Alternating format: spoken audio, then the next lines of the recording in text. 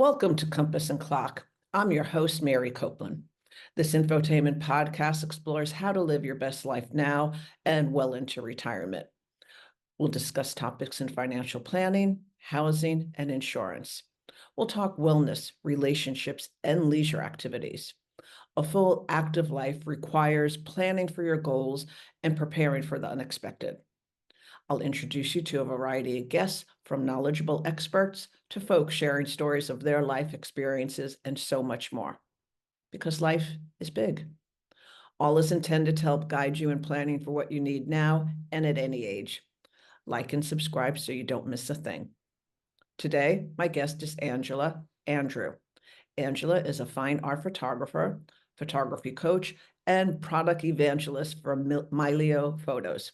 She's passionate about helping others organize, edit, and protect their photos. She delights in the control Mylio Photos offers for meticulous organization, satisfying her analytical side, while her creative side is captivated by photography, visual storytelling, and artistic image editing. Angela, welcome to the show. Thank you so much for having me, Mary. It's a pleasure to be here. Well, I'm looking forward to discussing how to organize, protect, and preserve all our precious memories that we've captured with photography over the decades. So why don't we get started and tell us a little bit about yourself? Like, when did you get into photography? Well, so I've had an interest in photography most of my life. I did shoot a little bit of film back in the film days, but I really got interested when digital became more commercially available. Not long after college, I got a little point and shoot 3 megapixel camera, and I was completely captivated by it, had a lot of fun. And then a couple years later, my mom got her first DSLR. And once I was able to get that thing in my hands and my eyes just opened, I was like, whoa, you can do so much with this. And then fast forward about 6 months, my husband went out and surprised me with my very own. So that was a big game changer for me as far as photography. Fast forward about another 6 months, my husband, who's retired US Navy at the time, was active duty, we were stationed in Italy. So he packed up everything, and my camera, of course, came with me. And that is where I truly fell in love with photography. So you can't live someplace like Italy and be surrounded by so much beauty and history and not be able to take it all in. And for me, having my camera with me was just an absolutely priceless experience. And between that and just diving in and trying to learn everything I could about photography, from podcasts, which were still a very young medium at that time, and blogs, and just everywhere I kind of soak up the information. And that's where I really fell in love with it. I've been to Rome and Venice, and it is extremely picturesque and historic. So I can totally see you just going crazy with your It camera. was a lot of fun. Well, tell me, what tips can you share with our listeners on how they should maybe shop for a camera to capture the imagery that they're passionate about? You got any suggestions there? Yeah, so that is a great question. So most of us, we have smartphones and we've got a great camera that we carry with us all the time. So I would suggest to people, in most cases, use that. But once you feel like you've mastered that and you really need the extra capability of a standalone camera, take a look at the people around you and see what they're shooting. So I got into having a Canon camera, and that's what I still shoot with, because that's what my mom had when she got her first DSLR. The benefit of having a family member or a close friend who might also shoot is a lot of camera lines have similar menu items and similar settings. Your core settings of aperture, ISO, shutter speed are going to be the same on all cameras, but where they hide them in the various menus, especially with digital, can really vary by camera manufacturer. So if you have a friend who shoots Canon, try Canon. If you have a friend who shoots film, maybe you want to experiment with film. Maybe if you have a friend who shoots shoots Fujifilm cameras, grab yourself a Fujifilm camera. They're all really wonderful. There's not any one that's necessarily better than another. They have different strengths as far as different genres of photography, but they all make really good cameras. So pick somebody who you know, you respect their work, you like what they do, see what they're shooting, and if you can, if your budget allows it, get something similar to what they have. You know, when you and I were talking a few weeks ago, you also were talking about lenses, because there is the camera body. And Yep. And when you were talking now about the different cameras too, you don't have to always just stick with one too. You can have a couple of cameras, some things you might want to be shooting with film and some with digital. But I think you were explaining to me how important the lens is. Can you share that with us? Absolutely. So that is an excellent point. Um, when you go out and buy something like a mirrorless camera or a DSLR, you're buying a camera body, but then you also have to get the glass or the lens that goes along with it. And different lenses are for different purposes. Um, your camera body is like a computer and it's going to kind of age out over time and the technology changes like your smartphone. And so every, 5, 6 years, you might want to get a new camera body, but your lenses, that's where you want to actually invest a big chunk of your money because having good quality glass is going to make a far bigger difference in the quality of your overall pictures, much more than the body of the camera. Body of the camera is great and very helpful with a lot of tools, but the glass is what's going to give you that best image quality. So if you have to decide between an entry-level camera body and getting a professional lens, I would go with a better quality lens and a less expensive camera body than vice versa. Okay, thank you for that. So, whether someone is capturing now their beautiful memories and imagery with a digital or film camera, or even their smartphone, what do they do with those photos now as far as managing them and storage?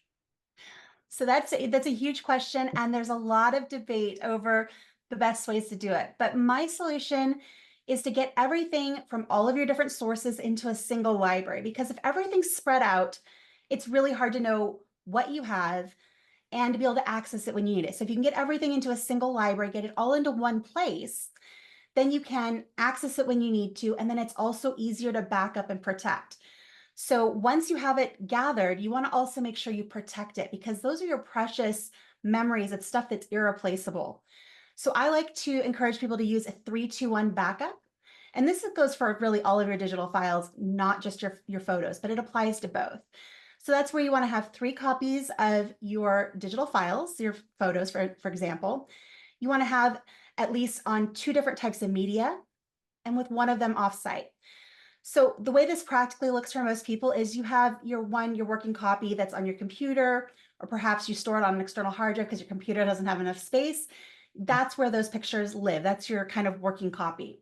You're also going to have another backup drive, probably at your home or your office, wherever your primary workspace is, that backs up those files because hard drives die, they fail. And if one fails, you have another copy there right on hand, easily accessible. Now, there are also worst case scenarios that people need to plan for, and that's where the offsite backup comes in really important. So the cloud is a really good option for that. If you don't want to use the cloud, having a hard drive that you keep updated that's at a friend or family member's house, something that's not inside where the rest of your pictures, those other 2 copies live, because if something horrible happens, like your house burns down or it's robbed or a natural disaster of some variety, everything in your house could be gone, but if you have that offsite copy, you can always restore from it. So those memories are protected and preserved. So that's my big thing that I like to go over with people and help them wrap their heads around is to get everything into one place and then make sure it's protected. Okay, so there are obviously different platforms for managing our photos. As you're saying, there's iCloud, there's Drobos, there's storage. Um, so can you break it down a little bit further with these platforms, how it works and Yeah, of course.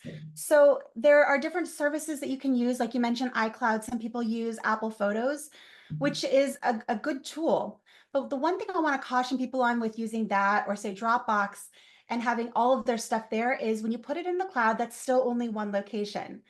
And if that one location is compromised in some way, let's say there's a data breach and those files are lost, you want to make sure you have copies that you control as well. So I like to have a couple of big hard drives that sit on my desk next to my computer. I use Seagate external hard drives. Just I go buy them at my local big box store or off of Amazon or whatever's convenient for you. And you get one that's big enough to hold your entire library with some room to grow. And then you have that duplicated. And then you use that offsite, that cloud storage, whether that's Dropbox or iCloud or something else, to keep a copy there as well for that protection, for that worst case scenario, and hope you never need it. So those are the storages that I mostly recommend. There's also the difference between traditional hard drives, HDD drives, and SSD drives. So the more traditional drives, they're more affordable, but they take up more room and they are less durable. And they have moving parts, which means they do wear out faster. Then you have SSDs, which are really tiny, they're really durable, but they're quite a bit more costly. And I think the consumer ones max out at 4 TB. So if you have a large library, you'd have to have several of those. And like I said, they can be quite pricey. So having a mixture of these things can be really beneficial as well, because different types of media have different levels of durability. Okay, so those are the different platforms for storing your photos, but let's talk about the different platforms and applications now for managing them. Because you and I were talking about making different folders, making them accessible, etc. Yeah, so there's a lot of different programs out there. The one that I use is called Mylio Photos. And just a small disclosure, I work for them, but I also use their product in my own professional photography. So it's an amazing application that helps me gather up all those pictures into one place, get them organized, and then be able to access them from all of my different devices. So I bring them in and I have my folders from like my professional pictures organized by date. So I'll come in with, a year, month, day, and that's the name of the folder. All my pictures from that day are in that particular folder. From there, once they're in Mylio, even if they've been scattered, even if they haven't been organized in the folders, the beautiful thing about Mylio is it also does some auto organization for you, in that you can go into what we call the calendar view, Mhm. and you can see all of your pictures from your life in photos, and it's organized by date automatically. You don't have to do anything. And that's pretty amazing. It also has really cool facial recognition. So if you're working with your family photos, you start tagging people, and then you can just go to a collection that has all of that person's pictures when you want to put together a slideshow for their birthday. So there's a lot of fun things you can do like that that are automatically done for you. It even has great tools for like AI object recognition. So when you want to find something specific, you just type in a search. You don't have to necessarily manually add keywords, so you can if you want to. And it helps you find things really fast. Now, there's a lot of programs out there that have some of these similar features. The thing for me that sets Mylio apart is that it helps me also manage that replicating from device to device. So I can have multiple copies of my library and it's done automatically. I don't have to do anything. I just set it and forget it. And I think that's one of the key things to success when it comes to protecting your memories, is not having to remember to go in and do your backups, because that a lot of people forget. We have the best of intentions, and I did for years, but like if I have to actually go and take an action, it's like, oh, snooze, snooze, I'll do that tomorrow. And then before you know it, 6 months have gone by and you haven't backed up your pictures. So automating that process is a game changer. So that's one of the things that really sets Mylio Photos apart. What would be other applications out there that are similar to Mylio? So you mentioned iCloud and things like that. Apple Photos is similar. That doesn't prioritize having your own local storage, though you can. There's different settings you can do. So Apple Photos is one that a lot of people use. Lightroom is a very popular one by Adobe. That's a great tool for organizing. Let's see, what are some of the other ones out there?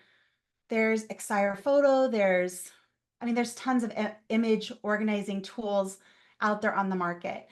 I would say the top one out there that most people are going to be using is going to be probably Google Photos, Apple Photos, or possibly Lightroom. What would somebody put into the search bar, the Google search bar, if they were looking for the different options? They could do photo organizing. They could do digital asset management. Digital asset management is going to get you a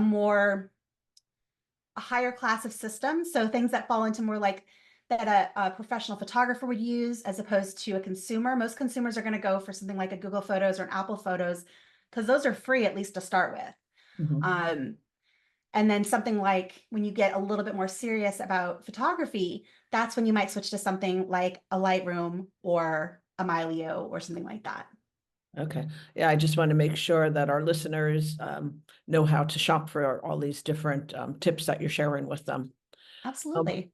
when we were talking about Mylio a few weeks ago, you mentioned some really tangible benefits using that application. One of them had to do with, if I remember correctly, other members of your family or friends being able to access your account. So can you Yeah. the weeds a little bit more with the applications? Sure. So with Mylio Photos with a single account, you can have multiple people sign into your account. And then you can set up what we call spaces that lets you set permissions for what each person's device can see. So if you want to have for your family, let's say you have, you and your spouse and your two kids who have their own phones as well, you want to make sure you're getting all of their pictures into your family library. You can have all of their pictures coming in, be able to get them organized, and then set up each of their devices so they're only looking at their pictures, or maybe their pictures plus things that you've marked as family pictures. So you can kind of control who's seeing what, and you can do that with a single account and single login. And so that's pretty powerful. There's also tools like shareable links and shared albums. So if you're wanting to share with somebody who's outside of your account, you can put together an album of images. And this is something I've done for my own family as I'm scanning in old family photos, is I put together this album, and then you just click a button in Mylio, configure it, a little bit, and then it creates a semi-private link. So it's non-indexed by search engine. So it's not being shoved out there on the search results, but it is a link that you can share with anybody that you want. And how far and wide you share that is how far and wide it goes. So that's why we call it semi-private. But you can do that, and then you can send those pictures to anybody that you want, and they can pull it up on a website and see everything that you've shared. So if you want to put together, a family history project, or share your pictures from your latest vacation, or anything along those lines, it's a great way to share with friends and family. Beyond that, if you want to just, share something to Facebook or other social media platforms, there's easy ways to do that, especially if you're on a mobile device. It's super quick and simple.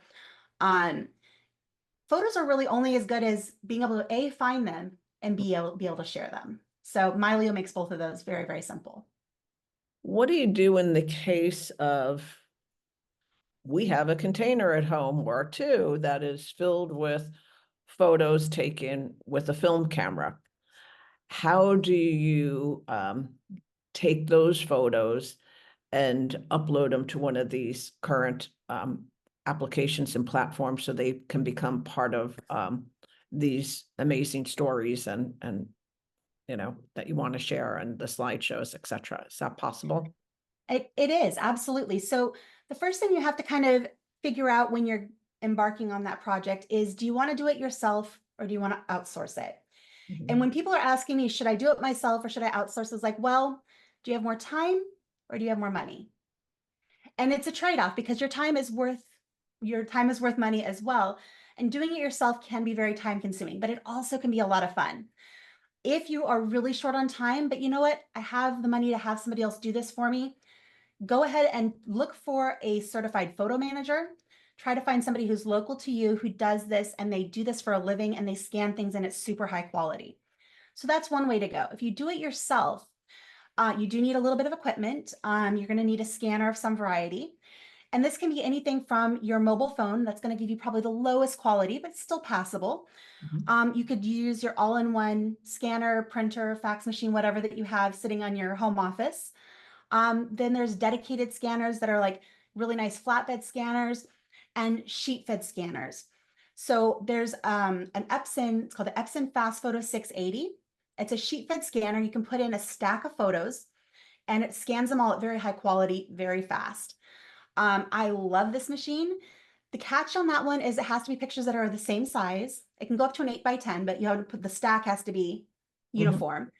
They also have to be in good condition. So if you're working with something that's fragile, that's where the flatbed scanner comes in much handier, because you don't want to have something being pulled through a machine if it's really fragile or delicate. So I use a combination of that sheet fed scanner, and then I have my all-in-one that has a flatbed on there that I'll do for some of those other projects. I have used apps like PhotoMine. It's really great. And if I'm at a family member's house and I'm seeing a picture that I know that's the only time I'm going to see it and I want that in my collection, I'll use that camera scanning app to go ahead and grab that picture and add that to my collection. Is it the absolute best quality? Probably not. But is it good enough for my collection? Yeah. So those are some of the things that I would consider as you embark on that project. Doing it yourself is a ton of fun, but it does take some time, and it does take your own investment in the gear as well. So just kind of depends. And actually outsourcing it, probably when you consider the cost of having to buy scanners, isn't as much as you might think. So food for thought. Well, I'm sure I'm not the only one that has photos sitting around and a lot of No, them. And they're wondering, what do I do with these? Because, and you don't want to give them up, so exactly. that box is still there. And it would be nicer to be able to put them online so you can actually access them now and use them and put them into different slideshows and stories, etc. Yeah, definitely. We just talked about the cost of what it would, that there's an investment when you take this box of old photos and preserving them. Um, Tell us, I'm going to naturally assume there's a cost involved when you use a Mylio or another application. You were saying some of the Google and Apple products to start with, they're free, but can you just give us an idea of what a cost, for instance, for the Mylio application is on the average, Yeah. and compare it to other applications? Tell me, is it in the same range? Is it more expensive, et cetera? Just so we get an idea overall of what somebody's investment would be if they, embark on a project like this. Yeah, for sure. So Mylio Photos is, let me just double check here. It's $12.99 a month Mhm. or $120 a year. So you get a little bit of a discount if you pay for the year in full. It is a subscription. So as long as you're paying that subscription, you have access to all of the features of the program. The cool thing is though, is if you stop using Mylio Photos, all of your stuff is still on your drives. Nothing is kept in any kind of proprietary format. Your data is 100% yours. You can port it to anywhere else that you need to. That's one of the challenges with some of the other applications that are out there, is they keep things in a proprietary format that are not easily ported if you want to leave and go somewhere else. So that's something to consider when you choose one of these programs. As far as comparing the cost of Mylio Photos to something like a Lightroom, the lowest price you can get for a Lightroom is going to be $9.99 a month. That's for use on a single machine. So with Mylio, you can install Mylio on all of your different devices and access your library from all of those things for $12.99. Um, you can kind of do the comparison and see what best fits for you. When you're talking about something like an Apple Photos or Google Photos, like I said, the programs themselves are free because they're typically built into your phones and they come with the computers and such that you get. Where they get you is with their cloud storage fees, and you don't have very much control over where things are stored. And they lock you into their own proprietary formats. And again, can be tough to get your stuff out of there if that's where they currently are. Now, Mylio does have some great tools for helping you import your stuff if that's what you want to do. Those are just some of the things to think out and some of the costs involved with these different platforms. Okay. So what advice would you give to our listeners to walk away with as it, to wrap up our conversation: storage, protection, products, cameras, lenses, etc. What kind of advice and tips do you want to share? Well, I'd love to encourage people to get out there and take photos and to document their lives and tell their stories. And as you do that, make sure that you're protecting those memories. Whether you're using Mylio Photos or you choose to use a different system, make sure you're backing them up. Make sure you have more than one copy, and make sure that if you have only one copy, they don't have just one copy. And if the cloud is only one place, so just please be careful. I don't want anybody to lose their precious memories. And I say that as a person who's come from having data loss in the past. It's not something I want anybody else to have to go through. So that's why I'm so passionate about please, please, please back up. But take those photos, make those memories, and then, get them into a place where you can actually enjoy them and share them and preserve them for the future. My father just turned 90, and it would have been great if I thought in advance of putting together a slideshow to use at the party that we had over the years of him having lots of fun with his friends and our mom and everything and the family. We did do we did use an outside source for my mother's 80th birthday, and we did exactly what you said. We took our it was slides, slides and 8mm film, I want to say. And we sent Yeah. it to an outside source, and they put it all on a DVD for us so that Oh, you that's could put it into fabulous. your DVD player. Do we even use DVD players anymore? Um, but yeah, so I think it is so important that we preserve these memories so that we can pull them out at any time. It's not meant to preserve them so that you're pulling them out at somebody's celebration of life. They're meant to be enjoyed throughout the years at any time for any particular, no reason whatsoever. So, Absolutely. well, I have to say, Angela, thank you so much for all the great tips on how to manage, store, and protect our photos, which, to us, they're all such precious memories. And I appreciate you spending the time talking with us today. And for our listeners, until next week, take care and thanks for listening. Bye-bye.